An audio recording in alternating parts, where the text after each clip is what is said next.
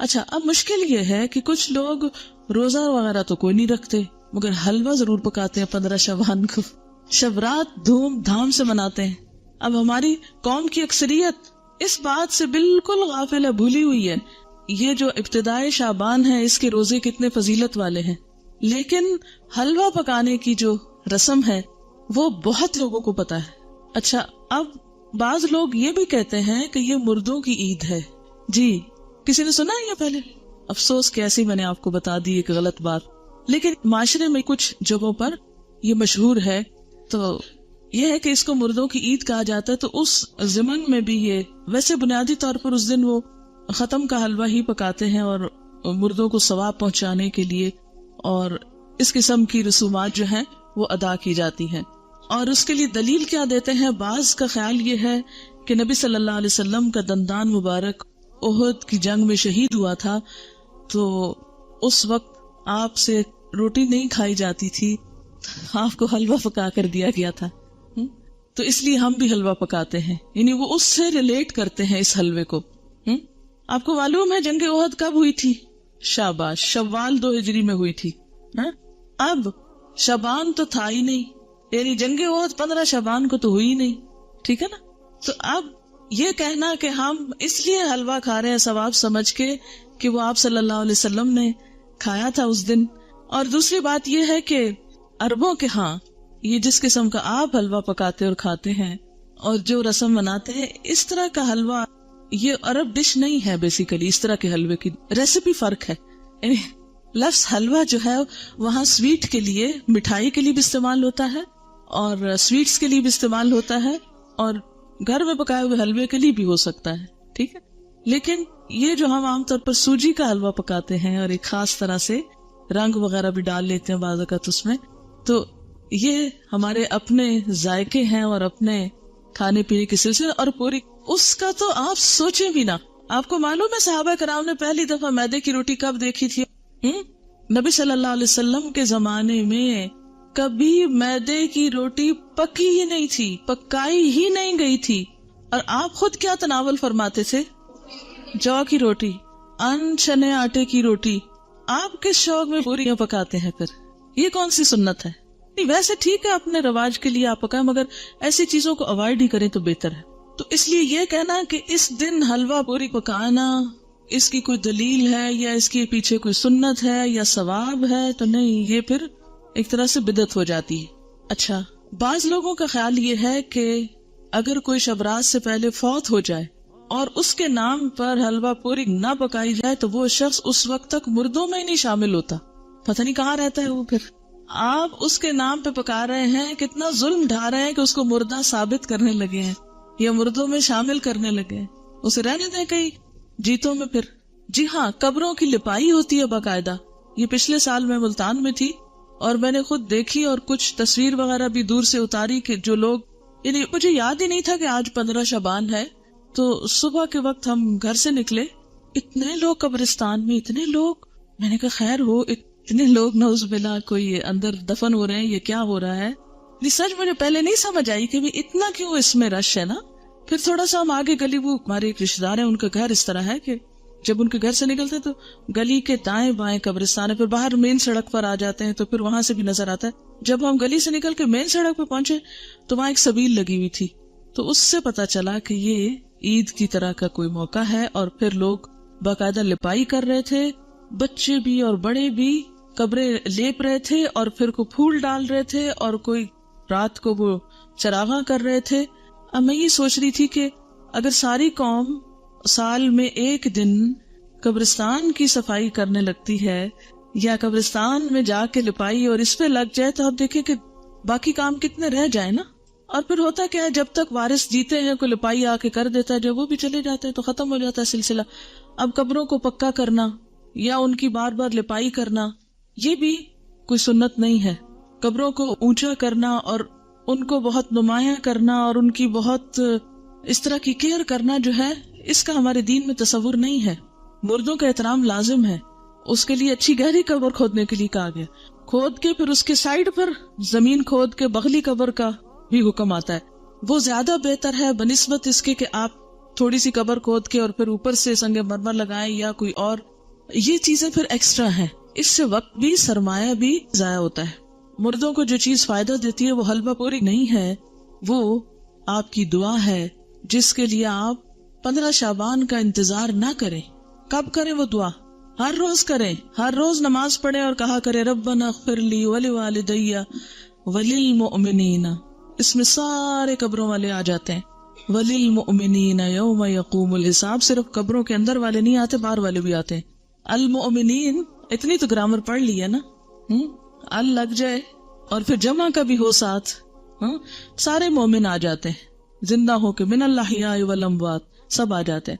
تو بنیادی طور پر اس رات میں نہ تو کوئی حلوہ پکانے کا حکم ملتا ہے اور نہ ہی دن کو قبروں کی لپائی کا حکم ملتا ہے، اور نہ ہی اس قسم کی کوئی خاص اس دن کی کوئی عید ہے. اور پھر اسی طرح یہ ہے کہ بعض لوگ اپنے گھروں کی خاص صفائی کرتے ہیں اس دن. ہو سکتا ہے آپ لوگ نہ کرتے ہوں، لیکن یہ رواج بھی ہے. اور ایک مخصوص جگہ پہ حلوہ چپاتی رکھتے ہیں، یہ لپائی وغیرہ کر کے، تو ایک خاص کارنر جیسے ہوتا ہے. اور بعض لوگ اس کے ساتھ موسمی پھل اور مٹھائیاں وغیرہ بھی اس جگہ یعنی ایک سجاوٹ کرتے ہیں، بوفے کی طرح بنا لیتے ہیں اس کارنر کو. اور پھر ساتھ یہ بھی کہتے ہیں کہ لبان اگر بتی بھی تھوڑی سی ساتھ جلاتے ہیں کہ یہ مردوں کی فاتحہ ہو رہی ہے. آپ دیکھیں کہ مردے کو کیا کیا چیز فائدہ دیتی ہے. جب ایک شخص فوت ہو جاتا ہے تو کیا کیا چیز کرنی چاہیے؟ جی آپ فرمائیے. انسان قبر میں تنہا اترتا ہے، صرف ایک چیز ساتھ اترتی ہے اور وہ انسان کا اپنا عمل ہے. ٹھیک ہے، باقی 2 چیزیں واپس آ جاتی ہیں، اولاد اور مال.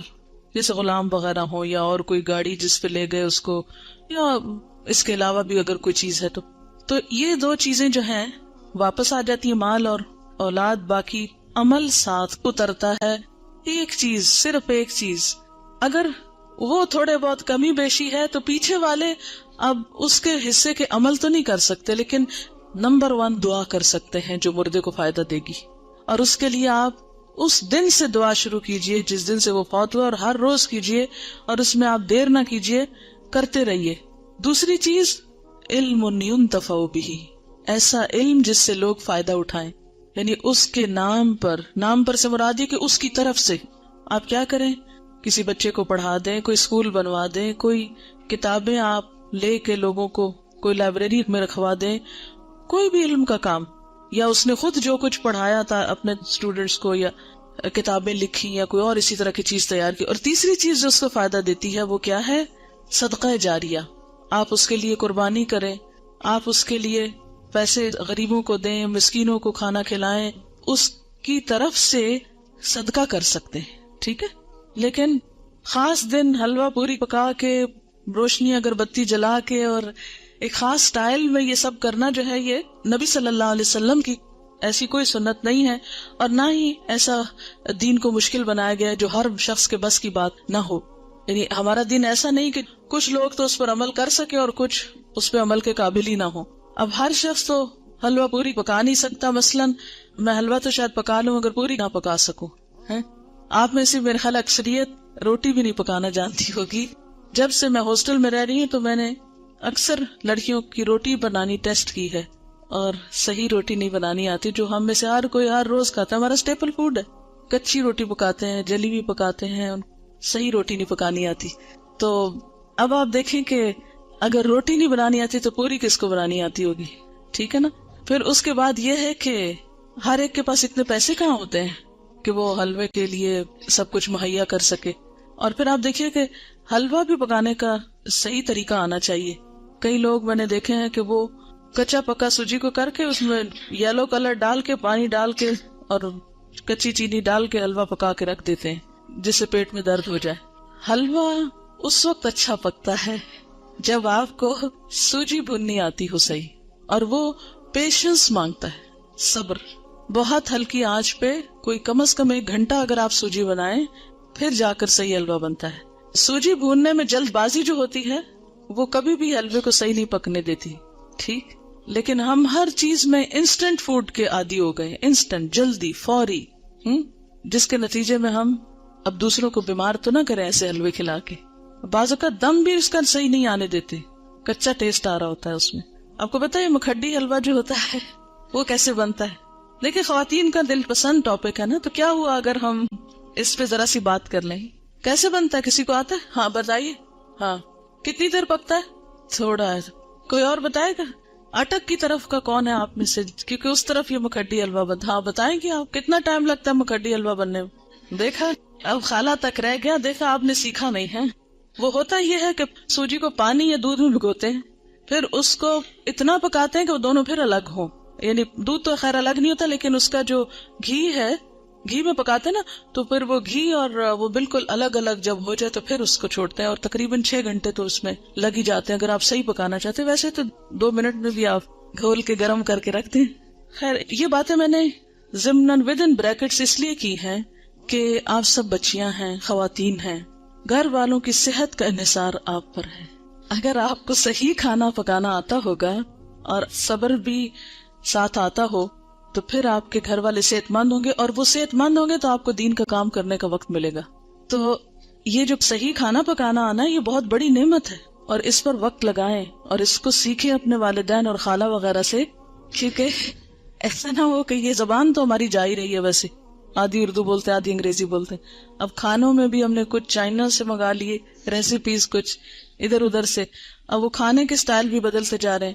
حالانکہ بیسٹ فوڈ جو ہے الحمدللہ ہمارے اس کانٹیننٹ کا ہے کہ جو بہت اچھی طرح ویل کوکڈ اور ٹیسٹ کے حساب سے بھی اچھا ہوتا ہے. لیکن افسوس یہ کہ اب ہم آؤٹ ڈور ایٹنگ کے اتنے عادی ہو گئے ہیں کہ ہمیں گھر میں پکانا اچھا ہی نہیں لگتا نا. اور اکثر لڑکیوں کو یہ کہتے سنا گیا آئی ہیٹ کوکنگ. دین والی کوئی لڑکی یہ زبان سے بات نہ نکالے، ٹھیک ہے؟ کیوں نہ نکالے؟ وجہ آپ کو پتا ہے کہ کھانا کھلانا کون سے کاموں میں سے؟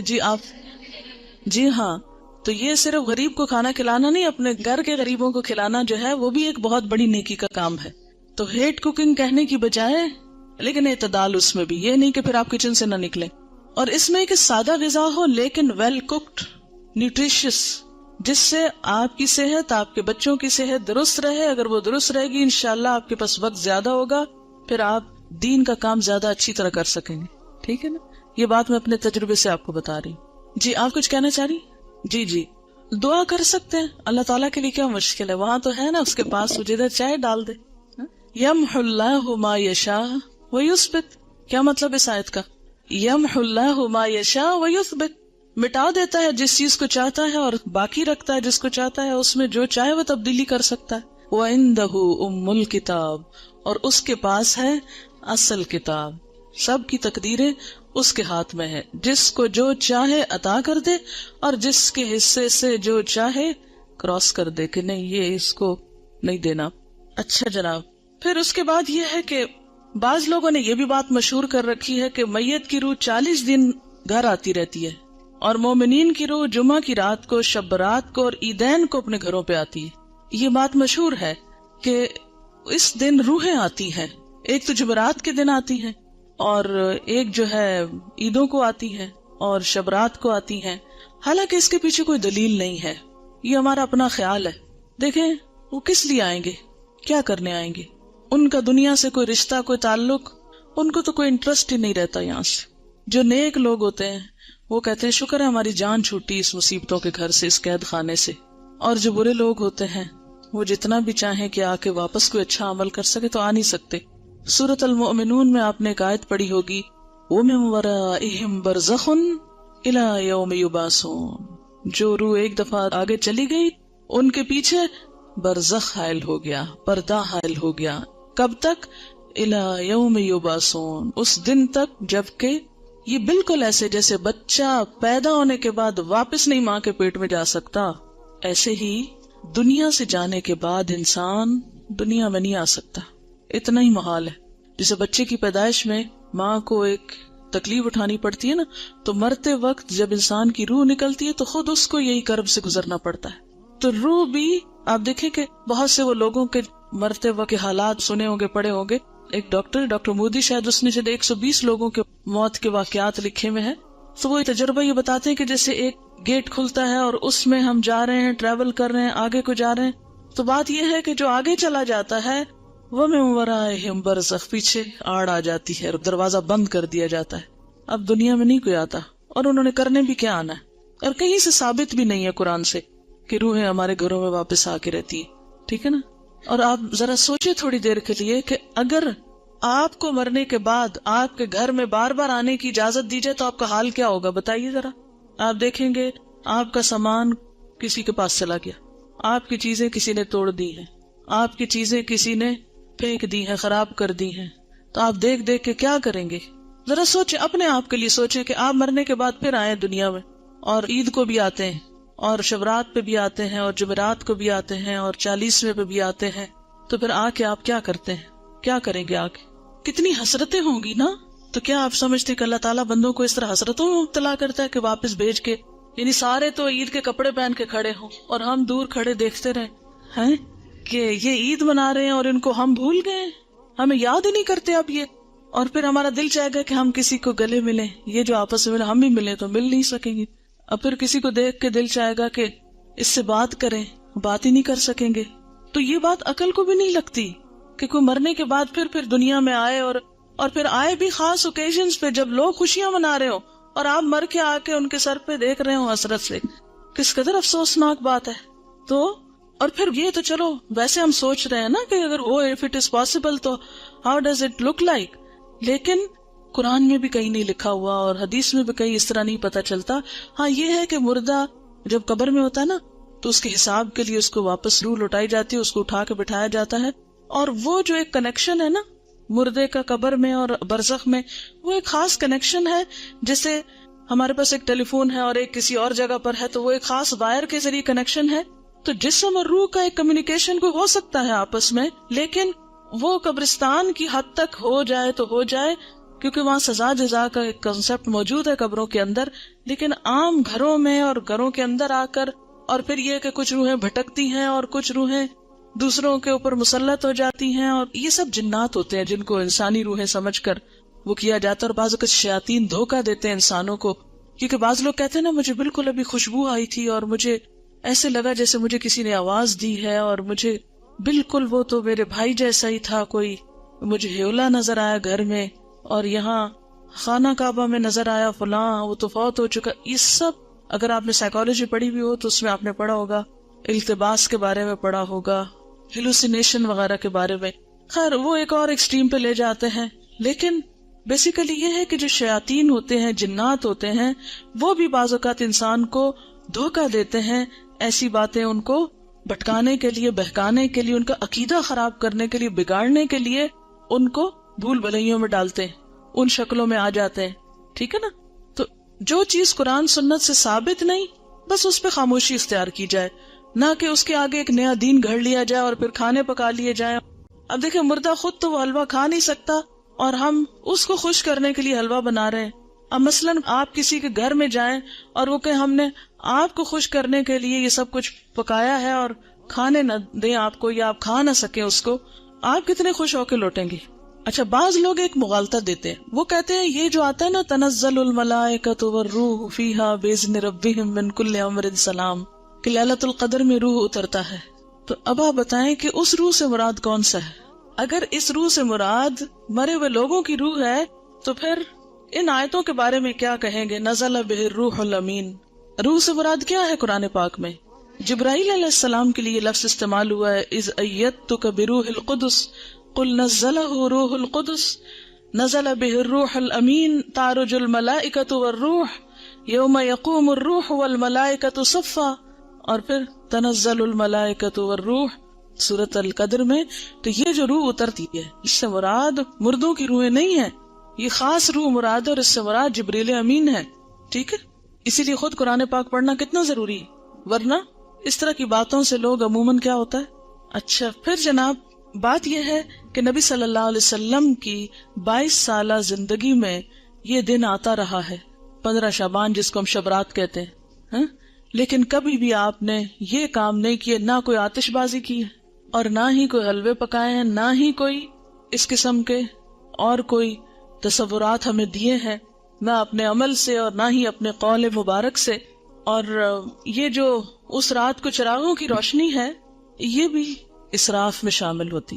لوگ گھروں پر موم بتیاں لگاتے ہیں نا، کبھی دیکھیے موم بتیاں، اور پھر اس کو بھی آہستہ آہستہ عید کا نام دے دیا ہے. اب دیکھیں کہ عیدیں بڑھانے پر بہت ہمارا زور ہو گیا. مثلاً عید میلاد النبی ایک بنا لی ہے, ایک شبرات کو مردوں کی عید کہہ کے عید بنا لیا ہے, 2 عیدیں پہلے تھی جو آپ صلی اللہ علیہ وسلم نے بنائی, وہ تو اصل عید ہے. تو کیا یہ زیادتی کی بات نہیں ہے کہ دین میں اضافے کرتے چلے جا رہے ہیں؟ یعنی آپ نے تو اس کو عید نہیں کہا, نہ سیلیبریٹ کیا, اور ہم اس کو عید کے طور پہ سیلیبریٹ کر رہے ہیں. اصل میں ہندوؤں کے ہاں ایک دن ہوتا ہے دیوالی کا, اس میں اس قسم کے کام ہوتے ہیں. مخصوص گھر لیپا پوتی کرتے ہیں, مخصوص کارنر پہ کھانے حلوے پکا کے رکھتے ہیں, چراغاں کرتے ہیں. اب ہمیں اسلام میں آ کر کچھ اس قسم کے فنکشنز کرنے تھے اور کچھ ایسے ہمیں آلٹرنیٹ تلاش کرنے تھے, تو وہ ہم نے اس شکل میں کر لی. کیونکہ ہم لوگ بیسیکلی تو سب یہاں جو ہمارے آبا و اجداد ہیں وہ ہندوؤں سے مسلمان ہوئے نا, یا سکھوں سے مسلمان ہوئے, کیونکہ اس علاقے کے لوگ جو ہیں وہ بنیادی طور پر یہاں کا جو ہندوازم ہے یہ قدیم ترین مذہب ہے اس علاقے کا. تو ان کی اولادیں ہونے کے ناطے سے پھر بہت سے لوگ جب اکثریت میں مسلمان ہونے لگتے ہیں تو عموماً کیا ہوتا ہے, وہ کلمہ تو پڑھ لیتے ہیں لیکن طریقے وہی ہوتے ہیں, اور بعض اوقات نئے دین میں آ کر بھی پرانے دین کی چیزوں کو کہیں نہ کہیں فٹ کر دیتے ہیں. جیسے نئے گھر میں آپ جاتے ہیں تو پچھلے گھر کی چیزیں کہیں نہ کہیں لٹکا دیتے ہیں, کوئی ادھر کوئی ادھر. تو یہی کچھ ہمارے ساتھ بھی ہوا ہے. اور پھر یہ ہے کہ آتش بازی جو ہے اس میں جان کا نقصان بھی ہے, مال کا نقصان بھی ہے, ویسے بھی خطرہ ہے کہ کسی کو آگ لگ نہ جائے, یا خاص طور پر جو فائر ورکس کرتے ہیں. یہ تھی چند باتیں جو اس حوالے سے آپ سے کرنا تھی. اس کے ساتھ ہی جو کچھ کوسچنز ہیں میں ان کے جواب دے دیتی ہوں. ایک اور غلط فہمی بھی اس دن کے بارے میں ہے جس کا ذکر کرنا ضروری ہے. بہت سے لوگ یہ سمجھتے ہیں کہ اس رات کو تقدیر کے فیصلے ہوتے ہیں, 15ویں شعبان کو, ٹھیک ہے, کہ تقدیر لکھی جاتی ہے, اور اس کو کر دیتے ہیں مکس کس کے ساتھ, لیلۃ القدر کے ساتھ. لیلۃ القدر جو ہے وہ رمضان کی رات ہے. قدر کا کیا معنی ہے؟ نمبر 1 تقدیر, نمبر 2 اندازہ, نمبر 3 تنگ ہونا. اس رات اتنے فرشتے اترتے ہیں کہ زمین تنگ ہو جاتی ہے ان کے لیے. نمبر 2 یہ کہ وہ بڑی قدر و قیمت والی رات ہے کہ قرآن نازل ہوا تھا, انا انزلناہ فی لیلۃ القدر. اچھا, تیسری بات یہ ہے کہ اس لیلۃ القدر میں تقدیر جو ہے بندوں کی وہ فرشتوں کے حوالے کی جاتی ہے. تنزل الملائکۃ والروح فیہا باذن ربہم من کل امر. تو سارے امور جو ہے زمین پہ جن کی ایگزیکیوشن ہونی ہے وہ فرشتوں کے سپرد, یعنی سال کا بجٹ دیا جاتا ہے. یہ سارے کام رمضان کے آخری عشرے کی کسی ایک طاق رات کو ہوتے ہیں جس کو لیلۃ القدر کہا جاتا ہے. یہ 15 شعبان کو نہیں ہوتے, ٹھیک ہے. بات یہ ہے کہ قرآن پاک میں آتا ہے وما نہاکم عنہ فانتہوا, جس چیز سے نبی صلی اللہ علیہ وسلم روکے اس سے رک جاؤ, ٹھیک ہے. تو آپ جب روکتے ہیں ایک بات سے کہ 15 کے بعد نہیں روزے رکھو, تو پھر ہم یہ نہیں کہیں گے چونکہ آپ نے رکھے تو ہم آپ کی سنت فالو کر رہے ہیں, ٹھیک ہے. اچھا, یہ لکھے ہوئے سوالوں کے جواب دے دیں. شعبان کے پہلے 15 دنوں میں پورے 15 دن کے روزے رکھ سکتے ہیں اگر آپ چھٹی نہ کر لیں روزہ رکھ کے, یا دیر سے نہ آنا شروع کر دیں. کیونکہ ہوتا یہ ہے کہ آپ پھر ایڈوانٹیج لے جاتے ہیں کہ ہم روزے سے ہیں اس لیے ہم نے ہوم ورک نہیں کیا یا ٹیسٹ نہیں دے رہے. اگر کوئی یہ پوچھے کہ ہم کیا کریں اس دن 15 شعبان کو, نہیں لوگوں کو عادت ہو گئی ہے ختم وغیرہ کرنے کی, تو اس لحاظ سے وہ پوچھیں کہ پھر اس دن کیا کریں, تو ان کو کیا جواب دیں؟ کیا جو پکا کر گھر حلوہ چاول وغیرہ بھیجے تو اس کو کھا لیں؟ اب دیکھیں بدعت کا کھانا ہے, ٹیکس کی قسم کا ہے. پہلی بات تو یہ ہے کہ انہیں کہیں وہی کریں جو روز کرتے ہیں, نمازوں کی پابندی کریں, صدقہ خیرات جیسے روٹین میں کرتے ہیں. کیونکہ جو دن اللہ کے رسول صلی اللہ علیہ وسلم نے مخصوص نہیں کیا کسی خاص عبادت کے لیے, اس کو اپنی طرف سے بتا کے اچھا آپ یہ کر لیں یہ کر لیں یہ کر لیں, تو یہ بھی درست نہیں ہوگا. آپ کیا بتائیں جو روز کرتے ہیں وہی اس دن کریں, کیونکہ نبی صلی اللہ علیہ وسلم سے کوئی خاص عمل ثابت نہیں ہے. اگر والدین اور شوہر روزے اس ماہ میں منع کریں تو کیا ان کی بات مان لی جائے؟ نفلی روزے میں شوہر کی اجازت ضروری ہے, تو یہ نفلی روزے ہیں, ٹھیک ہے نا. اللہ یہ کہ آپ کو فرض پورا کرنا ہے, پچھلا قضا کرنا ہے, وہ تو پھر آپ نہیں کسی کی بھی مانیں گے. لیکن نفلی روزے میں بیوی کے لیے شوہر کی اجازت ضروری ہے لیکن والدین کی ضروری نہیں ہوتی. What's your grandson's name? چلے میں آیت ایک پڑھتی ہوں, آپ بتائیے. لم نجعل له من قبل سمیا. جی, یہ نام اللہ تعالیٰ نے خود رکھا تھا نا حضرت یحییٰ کا. چلیے, اگر کسی عورت کے پچھلے رمضان کے فرض روزوں کی قضا باقی ہو, وہ روزے رکھنے کی طاقت رکھتی ہو, تو 15 کے بعد رکھ سکتی ہے یا قطعی ممنوع؟ دیکھیں قطعی ہے یا نہیں, جب پسندیدہ یہی ہے کہ نہیں رکھے, اللہ یہ کہ قضا رہتے ہیں تو کچھ قضا پہ شوال میں جا رکھے, ٹھیک. روحیں اگر اس طرح نہیں آتی تو پھر ان کے بارے میں آپ کیا کہیں گی جو لوگ روحوں کو بلاتے ہیں اور ان سے باتیں کرتے ہیں؟ میں نے خود بھی کئی دفعہ یہ ایکسپیرینس کیا ہے. یہ ایکسپیرینس میں بھی کر چکی ہوں، ایسی بات نہیں ہے، لیکن یہ سب جنات ہیں. مرے ہوئے لوگوں کی روحیں نہیں آتی، جنات ہوتے ہیں جو آس پاس گھومتے پھرتے رہتے ہیں، جن کو ہمارے حالات پتہ ہوتے ہیں، اور وہ اس کے اندر آ کے جو باتیں ہمیں معلوم ہوتی ہیں وہی وہ ہم جو پوچھتے ہیں وہ کچھ نہ کچھ اوٹ پٹانگ بتاتے رہتے ہیں. It's just waste of time, کوئی فائدہ نہیں، علم لا ینفع ہے. اور کئی لوگ 40 دن تک لائٹ نہیں آف کرنے دیتے کہ جو فوت ہوا شخص ہے وہ واپس آتا ہے. تو دیکھیں آپ کو اندھیرے میں اپنے گھر کا راستہ ملتا ہے؟ اتنی جب ڈارک رات ہو جاتی ہے، چلو شہر میں تو پھر بھی روشنی ہوتی ہے، گاؤں وغیرہ میں تو اندھیرا ہو جاتا ہے. چلو کوئی بات نہیں، وہ تو غریب کو، لیکن 40 دن نہ مقرر کرے. جتنی توفیق ہے 1 دن میں دے دیں، 2 دن دیں، 40 دیں، سارا سال دیں، ساری زندگی دیں، صدقہ کرنے میں کوئی حرج نہیں ہے. لیکن مخصوص نہ کریں کہ صرف 40 دن اور وہ بھی ایک مخصوص جگہ پر ہی بھیجنا ہے اور پکا کے بھیجنا ہے. آپ کچا راشن بھی دے سکتے ہیں، آپ کسی کو کپڑا بھی دے سکتے ہیں، آپ کتابیں لے کے دے سکتے ہیں، آپ کہیں کسی بیمار کا علاج کرا سکتے ہیں. یعنی صدقے کی تو بہت ساری قسمیں. دیکھیں یہ شب رات، شب کا مطلب بھی رات ہے اور رات کا مطلب بھی رات ہے. کیا ورثاء اپنے مردے رشتہ داروں کی کچی قبروں کو سال میں کسی دن بھی لیپ کر سکتے ہیں اگر کوئی خاص دن مقرر نہ کریں، بلکہ اس نیت سے کریں کہ قبر بیٹھ نہ جائے، دب نہ جائے. دیکھیں اس میں اصول یہ ہے کہ مردے کی جو حرمت ہے، ٹھیک ہے نا، مرے ہوئے انسان کی بہت عزت ہے، حرمت ہے، اسی لیے اس کو نہلاتے ہیں. حالانکہ مر گیا تو آپ کہیں اب تو مر گیا، کیا فائدہ اس نے جانا تو مٹی میں، نہلانا کس لیے؟ لیکن کتنا احتیاط سے نہلاتے ہیں، صاف ستھرا کرتے ہیں، پوچھتے ہیں، کفن میں لپیٹتے ہیں، پھر زمین میں اس کو دفن کرتے ہیں. یہ سب کچھ کس لیے ہے کہ انسان جانوروں کا نشانہ نہ بنے. اگر ایسے ہی جا کے رکھ آئیں کہیں ہم مردے کو، دفن نہ کریں تو کیا ہوگا؟ جانور کھا جائیں گے نا اس کو، کوے ٹھونگے ماریں گے اس کی آنکھوں میں، اس کا دماغ پھاڑیں گے. کتنا اس کا وَلَقَدْ كَرَّمْنَا بَنِي آدم، بنی آدم کو ہم نے عزت عطا کی ہے. انسان خواہ زندہ ہو یا مردہ، اس کی عزت ہے، حرمت ہے. تو دفنانے کی حکمت کیا ہے؟ حرمت نہیں پامال ہو. مٹی سے بنا ہے، مٹی میں واپس چلا جائے، وہ اس کے لیے معزز ترین مقام ہے. ٹھیک ہے نا. اب اگر کہیں آپ دیکھتے ہیں کہ قبر اس طرح بارش میں بھیگ گئی کہ جسم ایکسپوز ہو گیا مردے کا، تو اس کو دوبارہ دبانا، اس کے اوپر مٹی ڈالنا، اس کی لپائی اگر کرنا چاہیے کچھ بھی، تو دیٹس اوکے. یعنی اس حد تک تو ٹھیک ہے. آپ کو معلوم ہے ایک سیلاب آیا تھا، اس میں مجھے بتایا گیا تھا ایک علاقہ ہے شاید پنڈ دادن خان یا کون سا، کہ اس میں اتنا زور کا سیلاب تھا کہ زندہ گائے بھینسیں تو جو ڈوبی سو ڈوبی، جو مردے تھے وہ قبروں سے نکل کے تیرنے لگے تھے. جی ایسا ہوا تھا.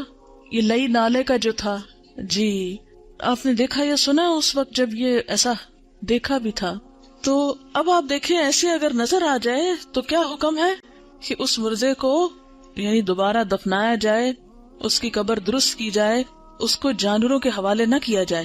اسی لیے آپ دیکھیں کہ اگر مردہ بچہ بھی پیدا ہوتا ہے یا ادھورا بچہ بھی پیدا ہوتا ہے، ناقص بچہ بھی پیدا ہوتا ہے، تو اس کو بن میں یا کہیں کوڑے کے ڈھیر پہ نہیں پھینکتے. آپ لڑکیاں ہو اس لیے آپ کو یہ بات پتا ہونی چاہیے. بعض اوقات کیا ہوتا ہے کہ بچہ ابارٹ ہو جاتا ہے نا، مس کیریج ہو جاتا ہے نا، اور بہت چھوٹا ہوتا ہے کہ ابھی بعض اوقات اس میں روح پڑی ہوتی ہے، بعض اوقات بہت چھوٹا سا.